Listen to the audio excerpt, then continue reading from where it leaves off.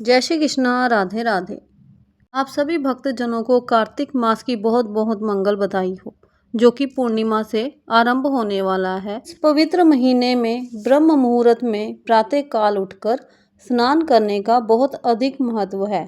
शास्त्रों में बताया गया है कि कार्तिक मास में ब्रह्म मुहूर्त में उठकर स्नान करने से मस्त पाप धुल जाते हैं और अक्षय फल की प्राप्ति होती है। कार्तिक स्नान आश्विन की पूर्णिमा को आरंभ होकर कार्तिक की पूर्णिमा को पूरा होता है। 12 मासों में मार्गशीर्ष मास अत्यंत पुण्यप्रद है। उससे पुण्य देने वाला वैशाख मास बताया गया है। उससे लाख गुना अधिक प्रयाग में माघ मास का महत्व है और उससे भी महान फलदायी कार्तिक मास है। इसका महत्व जल में सर्वत्र एक सा ही है। एक बार जब सब प्रकार के दान, व्रत और नियम तथा दूसरी ओर कार्तिक का स्नान रखकर जब ब्रह्मा जी ने तोला तो कार्तिक स्नान का पलड़ा भारी ही रहा। ये व्रत भगवान श्री कृष्ण को बहुत अधिक प्रिय है।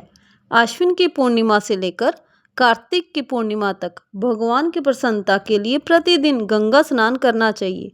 देवी पक्ष अर्थात आश्विन शुक्ल पक्ष की प्रतिपदा से लेकर कार्तिक कृष्ण चतुर्दशी की महारात्रि आने तक भगवती दुर्गा की प्रसन्नता के लिए स्नान करें।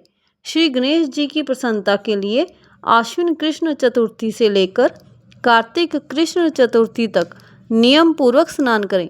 जो आश्विन शुक्ल पक्ष की एकादशी से लेकर कार्तिक शुक्ल एकादशी तक स्नान करता है, उसके ऊपर भगवान जनार्दन अपार प्रसन्न रहते हैं।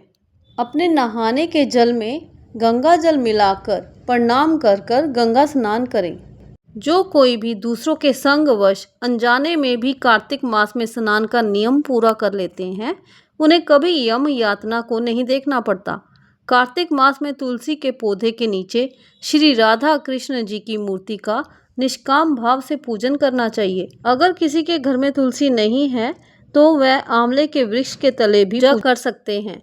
स्नान करने का नियम यह है कि जब 2 घड़ी रात बाकी रहे तब तुलसी की मिट्टी, वस्त्र और कलश लेकर जलाशय या गंगा तट पर जाएं। तब पैर धोकर गंगा आदि नदियों तथा विष्णु और शिव आदि देवताओं का स्मरण करें। फिर नाभि पर्यंत जल में खड़े होकर इस मंत्र को पढ़ें। कार्तिके करिष्यामि प्रातः स्नानम जनार्दन प्रीत्यर्थ तव देवेश दामोदर मया सह।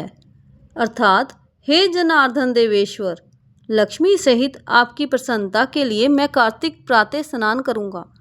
उसके बाद ये मंत्र पढ़ें। ग्रहण अधर्य मया दत्तम राध्य सहितो हरे नमः कमलानाभाय नमस्ते जलशायनी नमस्तुते ऋषिकेश ग्रहण अधर्य नमस्तुते। अर्थात आप श्री राधा के संग मेरे दिए हुए धैर्य को स्वीकार करें। हे हरे, आप कमल नाभ को नमस्कार है। जल में शयन करने वाले आप नारायण को नमस्कार है। ये अधर्य ग्रहण कीजिए, आपको बार बार नमस्कार है।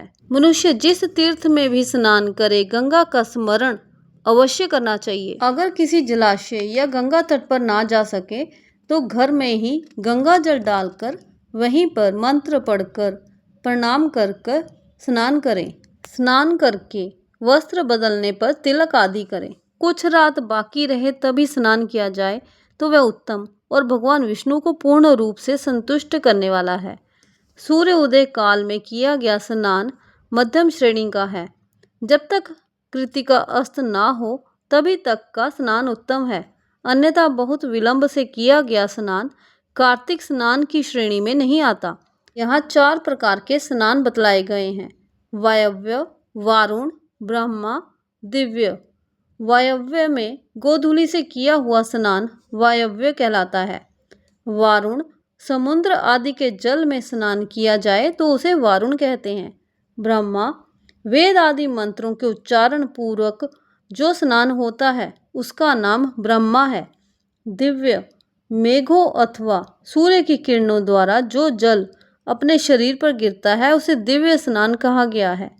ब्राह्मण, क्षत्रिय और वैश्य को मंत्रोच्चारण पूर्वक स्नान करना चाहिए। स्त्री और शूद्र के लिए बिना मंत्र के लिए स्नान का विधान है।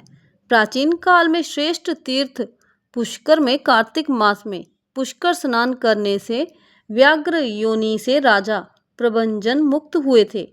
नंदा भी कार्तिक में पुष्कर का स्पर्श पाकर परम धाम को प्राप्त हुई थी। अतः जो भी श्रद्धावान कार्तिक में प्रातः काल उठकर तीर्थ में स्नान करता है वह सब पापों से मुक्त होकर पर ब्रह्मा को प्राप्त कर लेता है। कार्तिक मास का स्नान सिर्फ शरीर को ही पवित्र नहीं बनाता बल्कि आत्मा को भी निर्मल बना देता है। जो भी व्यक्ति कार्तिक मास में स्नान व्रत का पालन करता है उसे अखंड सौभाग्य और मोक्ष की प्राप्ति होती है। कार्तिक मास से जुड़ी हुई अन्य कथाएं सुनने के लिए हमारे चैनल को सब्सक्राइब करना ना भूलें। जय श्री कृष्णा। राधे राधे।